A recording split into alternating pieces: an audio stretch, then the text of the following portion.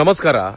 ಸಾಧನೆ ಅಂದ್ರೆ ಹೇಗಿರಬೇಕು ಅನ್ನೋದನ್ನ ನೆನ್ನೆ ನಡೆದಿರುವಂತ IPL ಮ್ಯಾಚ್ ನಲ್ಲಿ ಜಸ್ಟ್ 14 ವರ್ಷದ ಹುಡುಗ ವೈಭವ್ ಸೂರ್ಯವಂಶಿ ತೋರಿಸಿಕೊಟ್ಟಿದ್ದಾರೆ.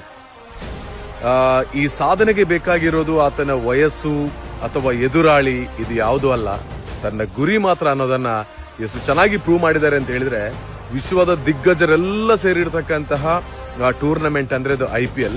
ಒಳ್ಳೊಳ್ಳೆಯ ಆಟಗಾರನನ್ನೇ ತಂಡದ ಒಳಭಾಗದಲ್ಲಿ ವಿಶ್ವದ ಆಟಗಾರರನ್ನೇ ಸೇರಿಸಿರ್ತಾರೆ. ಇದೆಲ್ಲದರ ಮಧ್ಯೆ ಕೂಡ ವೈಭವ್ ಸೂರ್ಯವಂಶಿ ಕೇವಲ 14 ವರ್ಷದ ಹುಡುಗ ಆಗಿದ್ರು ಕೂಡ ಜಸ್ಟ್ 35 ಬಾಲ್ ಅಲ್ಲಿ ಎಂತಹ ಘಟಾನುಘಟಿ ಬೌಲರ್ ಗಳನ್ನ ಸೆದೆ ಬಡಿದು 100 ಅಂದ್ರೆ ಸೆಂಚುರಿಯನ್ನ ಬಾರಿಸಿದ್ರು ನೋಡಿ. ಆತನಲ್ಲಿ ಇದ್ದಿದ್ದು ತನ್ನಲ್ಲಿರುವಂತಹ ವಯಸ್ಸು ಸಣ್ಣದು ಅಥವಾ ಎದುರಾಳಿಗಳು ಬಲಿಷ್ಠವಾಗಿದ್ದಾರೆ ಅಂತಲ್ಲ, ತನ್ನ ಗುರಿ ಮಾತ್ರ ಇತ್ತು.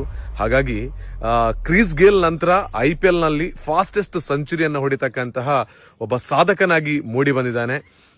ಈ ಸಾಧನೆ ಇಲ್ಲಿಗೆ ನಿಲ್ಲದೆ ಇಡೀ ವಿಶ್ವವನ್ನ ತಲುಪತಕ್ಕಂತಹ ದೊಡ್ಡ ಆಟಗಾರನಾಗಿ ವೈಭವ್ ಸೂರ್ಯವಂಶಿ ಮೂಡಿ ಬರಲಿ. ಹಾಗೇನೆ ಸಾಧನೆಯ ಹಾದಿಯಲ್ಲಿರ್ತಕ್ಕಂಥವರಿಗೆ ವೈಭವ್ ಸೂರ್ಯವಂಶಿ ಯಾವತ್ತೂ ಕೂಡ ಸ್ಫೂರ್ತಿ ಆಗ್ತಾರೆ. ಯಾಕಂದ್ರೆ ಎದುರಾಳಿಗಳು ಕೊಡುವಂತಹ ಮಾತಿನ ಪೆಟ್ಟು ಅಥವಾ ಇನ್ನಿತರ ಯಾವುದೇ ತೊಂದರೆಗಳಿಗಿಂತಲೂ ತನ್ನ ಗುರಿ ಮುಖ್ಯ ಅನ್ನೋದನ್ನ ವೈಭವ್ ಸೂರ್ಯವಂಶಿ ತೋರಿಸಿಕೊಟ್ಟಿದ್ದಾರೆ ಅಲ್ವಾ.